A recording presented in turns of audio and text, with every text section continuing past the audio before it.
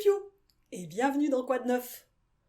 Aujourd'hui, nous allons vous expliquer comment se fabriquent les poussins.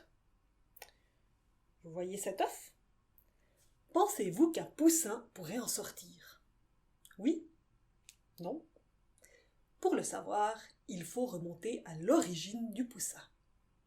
La toute première étape pour faire un poussin, c'est la rencontre de la poule et du coq. Ces deux animaux se trouvent dans le poulailler, ils se promènent, mangent des vers de terre et des graines. Et à un moment, ils sentent que c'est le bon moment pour faire un poussin.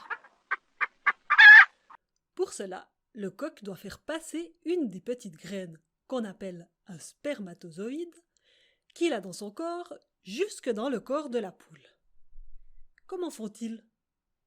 Le coq monte sur la poule et la petite graine va passer de son ventre à celui de la poule. On appelle ce moment l'accouplement. Voyons cela d'un peu plus près. Dans le ventre de la poule, on voit un endroit avec plein de boules jaunes qui font penser aux jaunes d'œufs. Il s'agit des ovules de la poule et ce sont effectivement les jaunes d'œufs qui sont en train de mûrir. Chaque jour, un des jaunes va partir dans l'oviducte pour devenir un œuf entier. Si la poule et le coq se sont accouplés, le spermatozoïde va rencontrer un des jaunes. Cette étape s'appelle la fécondation. Et grâce à cela, il pourra y avoir un poussin. Sans spermatozoïde, le jaune va quand même se transformer en œuf, mais il n'y aura jamais de poussin à l'intérieur. Maintenant que la graine du coq a fécondé le jaune dans le ventre de la poule, l'œuf doit terminer sa formation. Pour cela, il continue son parcours dans l'oviducte.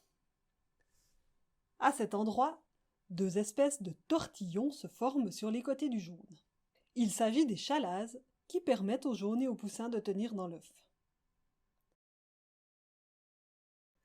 Le blanc d'œuf va ensuite se déposer. Le jaune, les chalases et le blanc continuent d'avancer. Une partie importante va maintenant se former autour du blanc. Ce sont les membranes. Pour terminer, la coquille va se déposer autour des membranes.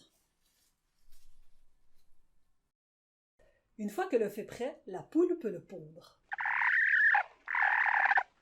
Et pour que le poussin puisse grandir dans l'œuf, elle doit le couver.